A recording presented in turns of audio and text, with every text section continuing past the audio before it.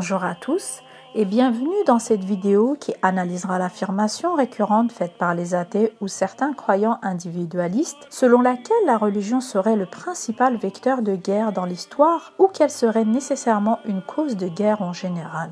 Nous verrons que cette affirmation est en réalité infondée et que nombreuses sont les failles de cette croyance naïve.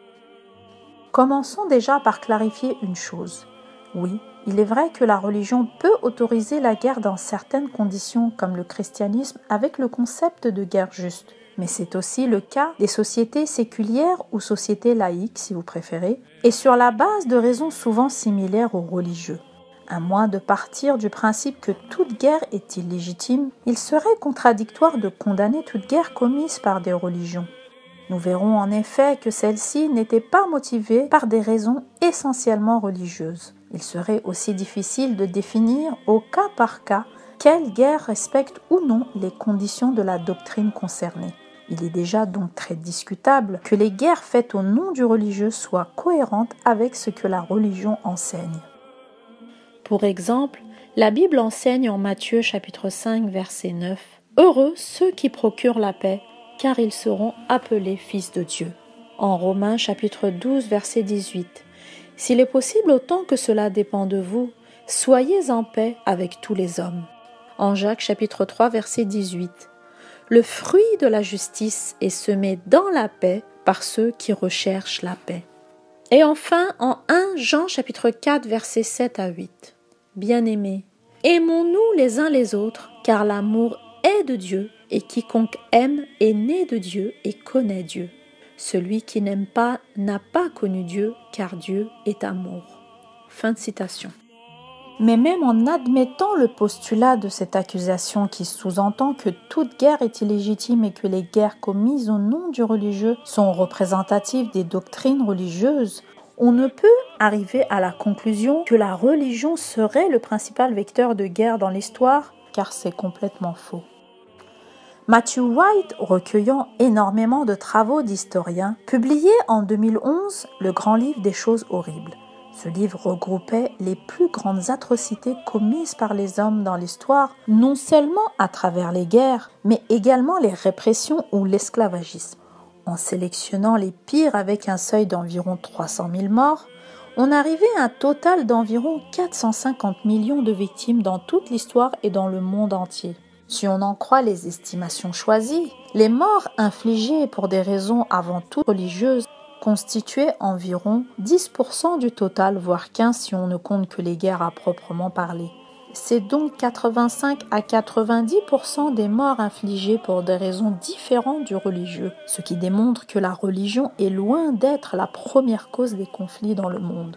Chose intéressante est que le communisme ouvertement anti-religieux aurait causé dans le monde plus de morts que l'ensemble des religions à travers le monde et dans toute l'histoire. 100 millions de morts d'après l'étude dans le livre noir du communisme, ouvrage rédigé par un collectif d'universitaires publié en 1997 par les éditions Robert Laffont. Même les critiques de l'estimation controversée des 100 millions de morts donnent des chiffres entre 65 et 93 millions de morts causés par le communisme.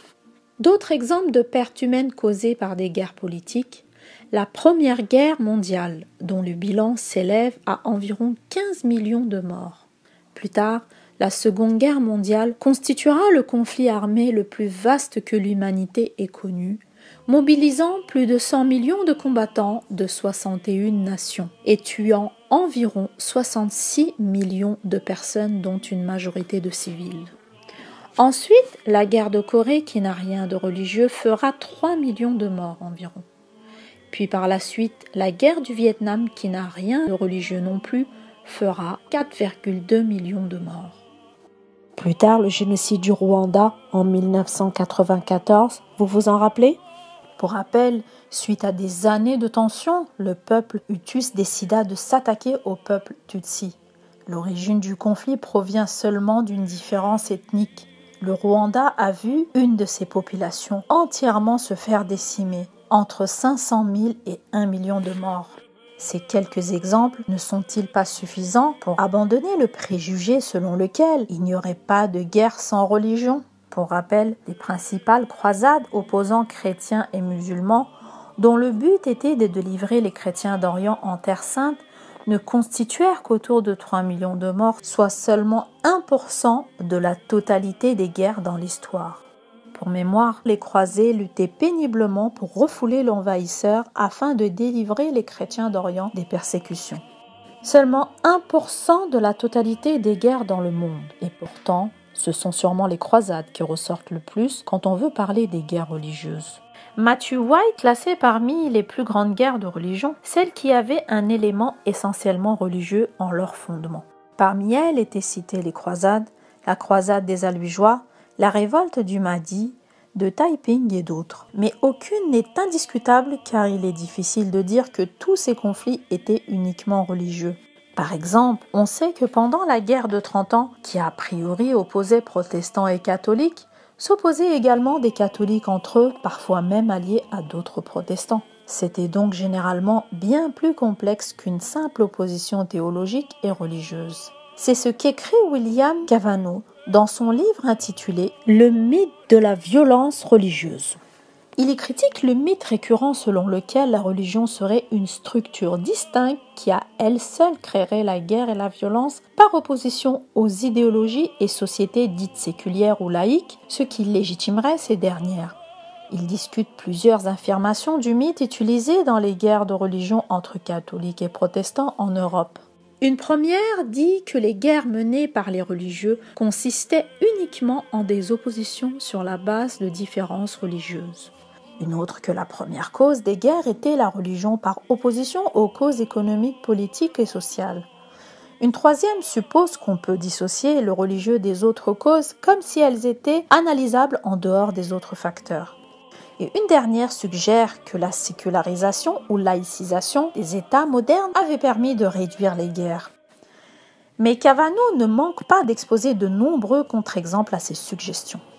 Le premier point ne tient pas étant donné qu'y compris parmi ces guerres, on trouvait de nombreux cas dans lesquels des catholiques s'alliaient à des protestants, voire même à des musulmans contre des princes de la même religion qu'eux.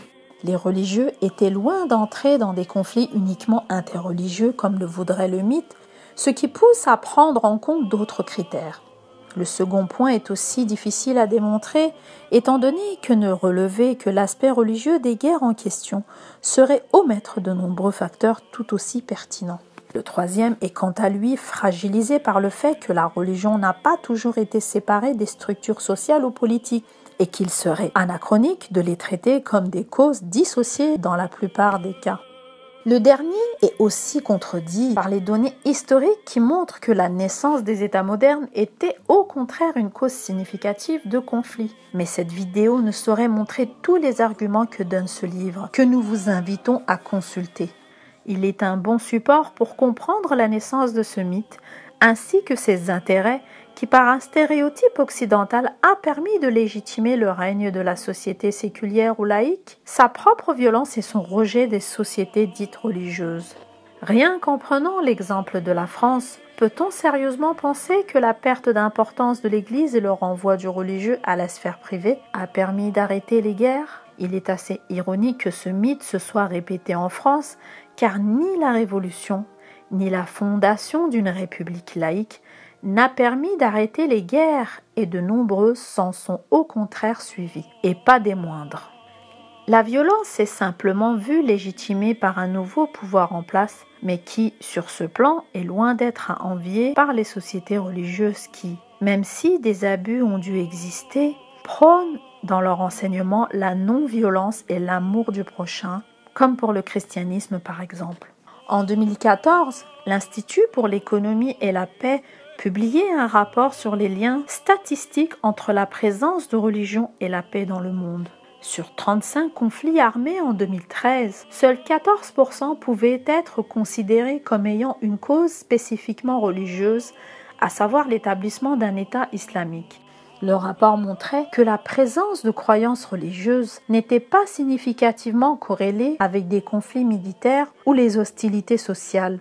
Elle ne l'était pas non plus avec le niveau de paix qui était calculé par le GPI, l'indice de paix global. En fait, On constatait à travers le monde une très vaste variabilité dans les critères. Certains pays avec une forte religiosité pouvaient avoir un plus fort indice de paix que la moyenne, et des pays avec un fort taux d'athéisme avaient parfois un faible niveau de paix. Les différences n'étaient généralement pas associées à la religiosité, mais plutôt à des structures politiques. En réalité, le taux d'athéisme n'est pas nécessairement associé à plus de paix, et certains pays avec un même niveau d'athéisme avaient un niveau de paix radicalement différent. Bien qu'il n'y a pas de relation significative entre la religiosité et la paix, le rapport donne même quelques exemples qui pouvaient l'influencer positivement, comme l'appartenance à des groupes religieux œuvrant à la paix et au dialogue. La religion est la première cause de guerre, disait l'archétype de l'antithéiste, afin de justifier son mépris de toute religion et de s'auto-attribuer la supériorité morale sur les croyants. Celui-ci se trompait historiquement, car la religion n'a été une cause majeure que d'une faible portion des guerres dans l'histoire et que des idéologies antithéistes ont réussi à en motiver des plus meurtrières. Il se trompait aussi rationnellement, car les guerres commises en religion ne sont jamais essentiellement limitables à leur aspect religieux. Il se trompait aussi statistiquement, car la religiosité n'est pas vérifiée comme ayant une influence significative sur le niveau de paix que peut avoir un pays. Et enfin, il se trompait théologiquement, car tout ce débat repose sur des jugements qu'il a lui-même présupposés, selon lesquels toute doctrine religieuse serait intrinsèquement guerrière et donc directement responsable des guerres commises en son nom. Cette vidéo est à présent terminée. Abonnez-vous si vous voulez voir plus de vidéos traitant de ce type de questions. Soyez bénis dans le nom saint de Jésus-Christ notre Seigneur. Amen.